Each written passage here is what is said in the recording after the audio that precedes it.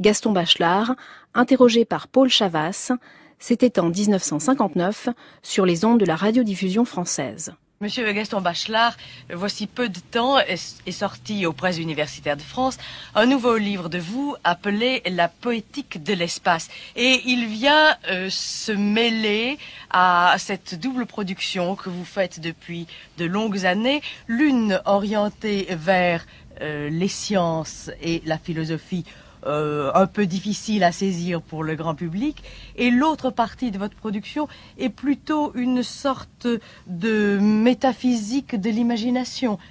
Comment se situe ce nouveau livre? Ce livre se situe dans la deuxième partie de mes ouvrages. Effectivement, j'ai fait jadis un livre où il y avait le mot espace dans le titre, la physique de l'espace, ou l'expérience de l'espace dans la physique contemporaine. Le présent livre est tout à fait différent. Il veut montrer que l'espace a des qualités de refuge, des qualités de protection, où l'homme va non pas tant penser que rêver. Par conséquent, c'est un ouvrage qui est dans la ligne de tous ceux que j'ai faits sur la rêverie poétique. Ces ouvrages ont commencé par l'eau et les rêves, l'air et les songes, la terre et les rêves et la volonté. Il faudrait donc qu'il y ait ici encore un sous-titre qui indique qu'il s'agit de la physique, de l'espace physique d'un rêveur. Vous voyez ? Et c'est pour cela qu'il faut considérer ce livre-là comme un livre de philosophie un peu fantaisiste, où on ne démontre rien et où on essaie de suggérer quelques bonheurs de bien habiter sa maison. Vous voyez? C'est ça, et c'est en même temps, j'ai l'impression, une recherche qui vous rapproche du monde de la création poétique. Ah, nécessairement. Les documents que j'ai pris ne sont pas des documents personnels. Je ne suis pas un poète, et par conséquent, je ne pourrais pas, moi seul, habiter poétiquement un espace, même le plus heureux des espaces. Par conséquent, tous mes livres sur l'imagination, celui-là aussi, sont faits à partir de documents pris chez les poètes. Le mot poète est tout à fait général. Il y a des prosateurs qui sont naturellement de très grands poètes. Vous verrez par exemple dans ce livre de nombreuses références à un romancier que j'estime à mettre au premier rang, Henri Bosco. Alors naturellement, vous voyez, le mot poète doit être tout à fait élargi. Mais il n'y a dans ce livre nulle trace d'une pensée scientifique. Si vous voulez un peu regarder la table des matières, vous verrez qu'il s'agit évidemment d'une enquête qui est une enquête de sensibilité.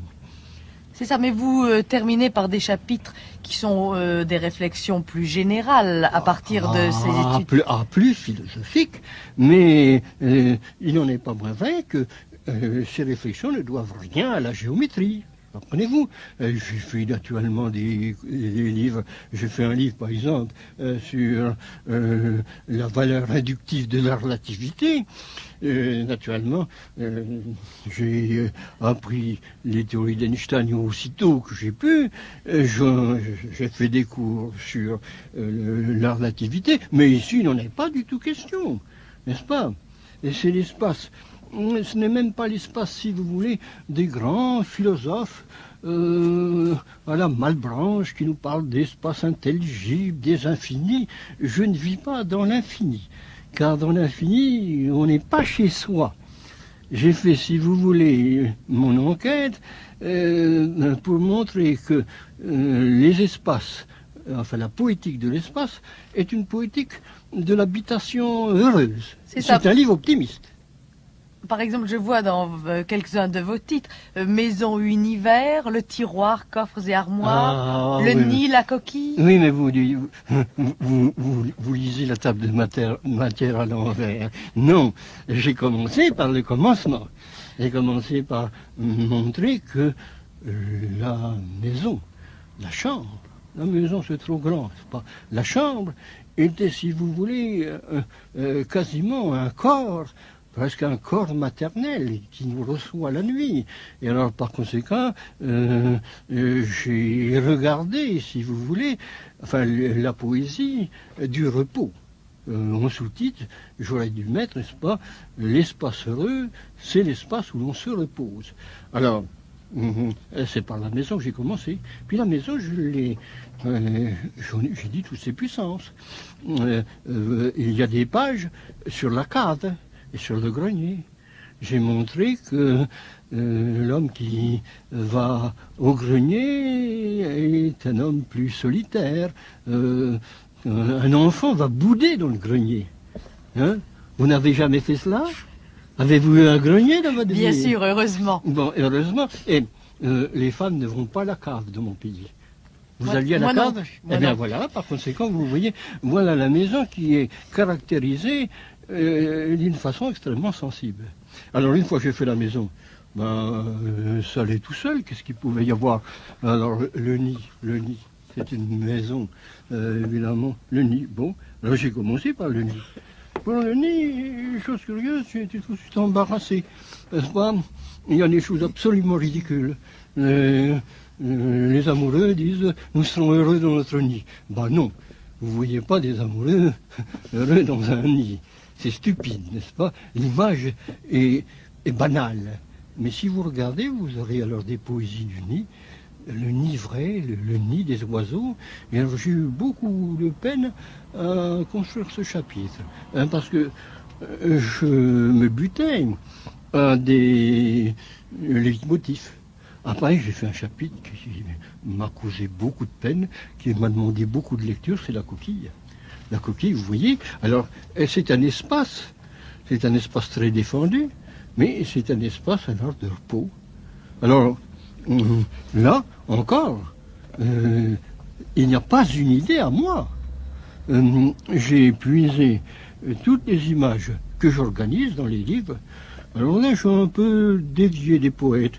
J'ai, par exemple, lu et commenté un étrange chapitre de Bernard Palissy. Bernard Palissy qui avait, si vous voulez, la hantise de la coquille. Il imaginait qu'on allait faire une ville fortifiée, comprenez-vous, sur le plan d'une coquille. Alors tout cela est dans mon livre.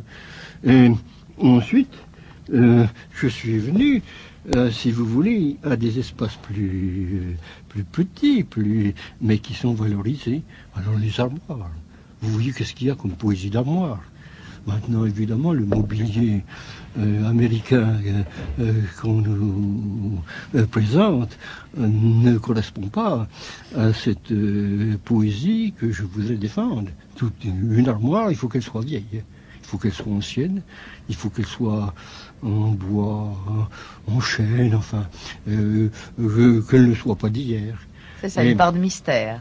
Mystère. De souvenir. Ou puis les cachotteries. Il n'y a pas de mystère sans cachotterie, n'est-ce pas? D'où le tiroir. D'où le tiroir, comprenez-vous? Les sachets, vous voyez, j'aurais pu là-dessus, j'avais beaucoup plus de documents que je n'en ai mis. Seulement, alors, c'est si évident que on aime avoir, si vous voulez, une boîte particulière pour les lettres. Je ne sais pas si ça se fait maintenant dans votre génération, mais les roses fanées, madame. Les rubans. Il n'y a plus beaucoup de rubans. Il n'y a plus beaucoup de rubans. Non, bon. Alors, mais tout à l'heure, vous nous oui. parliez des précédents ouvrages dans lesquels vous avez étudié, au fond, la matière, l'eau, la terre, le feu, et les imaginations que les hommes se faisaient à leur propos. C'est presque une cosmogonie. Vous vous rapprochez des Grecs, oui, volontairement? Ah non, pas d'antiquaillerie. Comprenez-vous, puisque j'étais professeur de philosophie, il m'a bien fallu parler des Boncré, des Épicure, d'Anaxagore, n'est-ce pas? Tout cela, c'est de la lecture, qu'un professeur de philosophie doit imposer à ses élèves. Non, j'ai essayé de prendre cela dans une imagination actuelle. Quand j'ai fait mon livre sur l'eau et les rêves, les grandes lectures que j'ai faites sont les lectures des rêveurs d'eau. Et j'ai pu alors les distinguer. Ainsi, par exemple, pour Edgar Poe, c'est pas l'eau de tout le monde. J'ai mis ça, c'est une eau lourde. Je sais bien qu'on met une eau lourde dans les piles atomiques maintenant, mais il ne s'agit pas de ça. C'est une eau sirupeuse, c'est une eau lente, vous voyez. Une eau, enfin, où les feuilles vont mourir. Vous voyez, par conséquent, tout cela avec des documents actuels. Et c'est pour ça que pour un de ces livres, vous avez employé le mot de psychanalyse. Ah oui, au début, n'est-ce pas, pour le feu, je l'ai pris sous le jour de la psychanalyse. J'avais auparavant fait un livre qui m'avait, enfin, il m'avait amusé à faire. Et c'était encore un livre de physicien. Et ce livre, qu'on a réédité encore récemment, avait un mauvais titre. J'avais mis à ce titre la formation de l'esprit scientifique. Bon, c'était mon métier, je faisais ça. Mais j'avais mis un sous-titre qui était en somme le vrai titre. Le vrai titre, et le sous-titre était Contribution à une psychanalyse de la connaissance objective.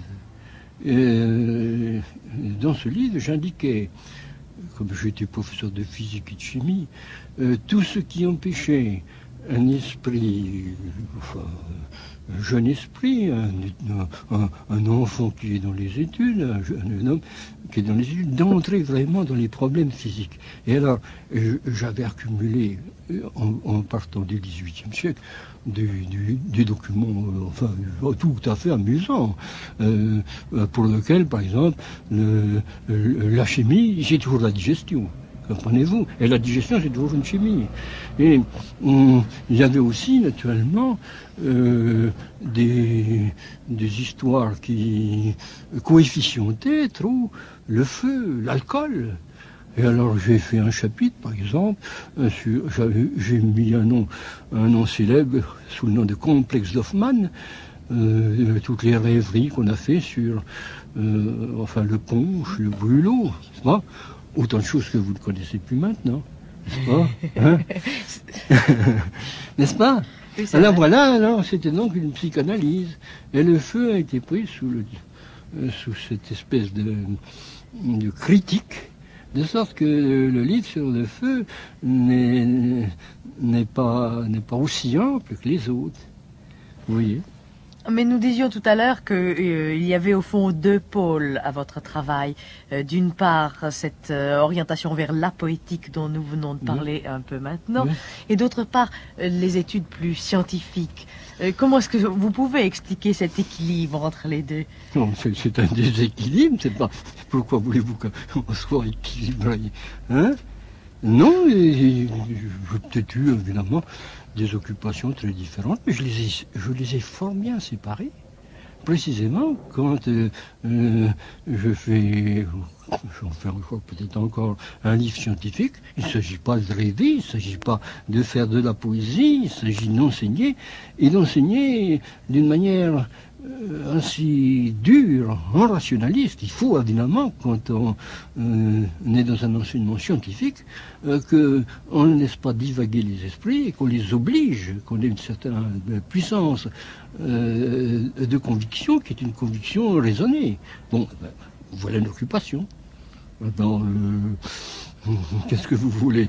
La vie a fait de moi, à côté de d'un travailleur qui n'a pas ménagé sa besogne, il a fait de moi un rêveur. Vous voyez mon installation, le besoin de lire ce que je veux lire, de lire un jeune poète, si vous voulez, sans me préoccuper de sa célébrité.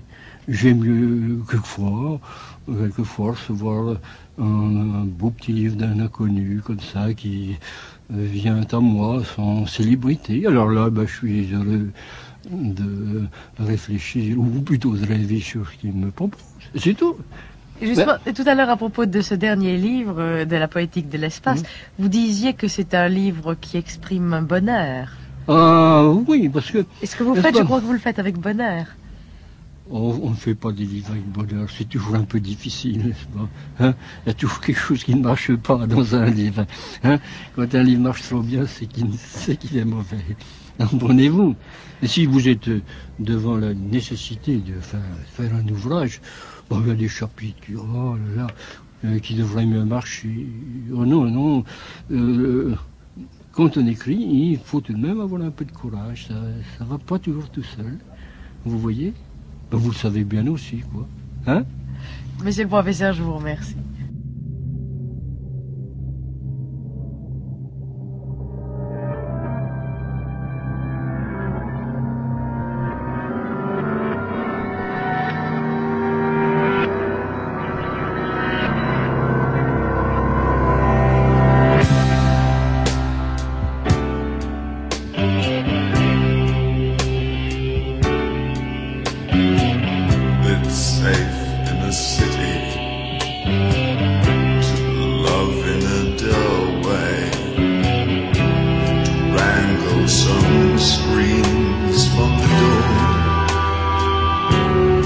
Isn't it neat?